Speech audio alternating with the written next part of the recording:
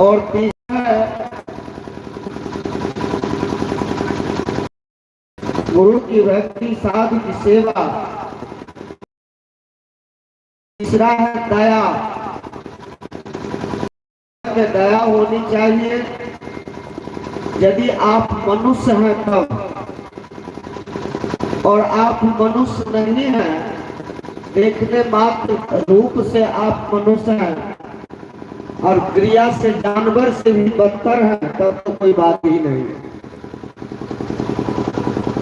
नहीं, यदि आप अपने आप को समझते हैं कि हम मनुष्य हैं, तो मनुष्य को दया हृदय में होना चाहिए। तीसरा है दया। हृदय में दया होना चाहिए, मन में दया होना चाहिए, किसी भी प्राणियों के प्रति दया भाव रखना चाहिए कि हमसे जो हमारे अलावा जितने प्राणी है, जीव जंतु है, चाहे वह सूअर हो, गाय हो, भैंसी हो, बकरी हो या कोई भी जीव हो, उस पर दया रखना चाहिए, उसको हत्या नहीं करना चाहिए। और चौथा है दान। अन्नदान, वस्त्रदान, द्रव्यदान, क्षमादान, ये सब दान होता है, दान करना चाहिए। किसी निवस्त्र को आप वस्त्र दे देते हैं तो वह दान होता है, और सार्थक दान होता है, निरर्थक दान नहीं। लेकिन कहीं कहीं पढ़े लिखे लोग भी निरर्थक दान में फंस जाते हैं। उससे आपको प्रायश्चित हो सकता है निरर्थक दान से, और सार्थक दान से प्रायश्चित कर सकता है, प्रायश्चित सार्थक दान से। तो चौथा है दान। अब पांचवा है उपकार। हमारे शरीर से किसी को उपकार हो जाए, हमारे पास 10 रुपया है और आपको 10 रुपया के लिए काम खराब हो रहा है, तो हमने आपको दे दिए, तो ये उपकार हुआ।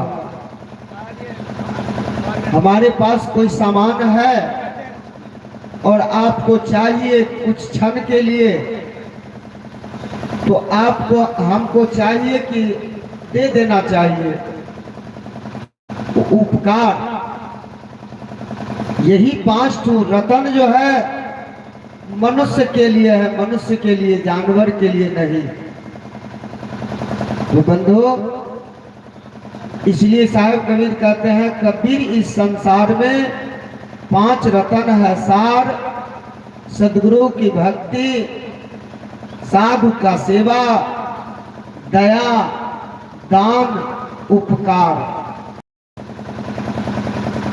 तो सो भक्ति कर रही है महेश्वर मल्लिक की पत्नी।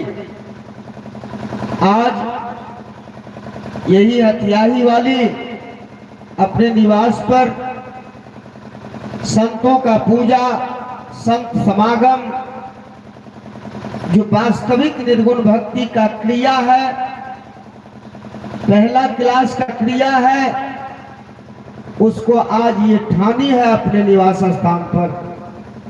इनके द्वारा आज सत्संग, सद्ज्ञान महायज्ञ का अनुष्ठान किया गया है, जिसमें आप तमाम ग्रामीण सादर आमंत्रित हैं।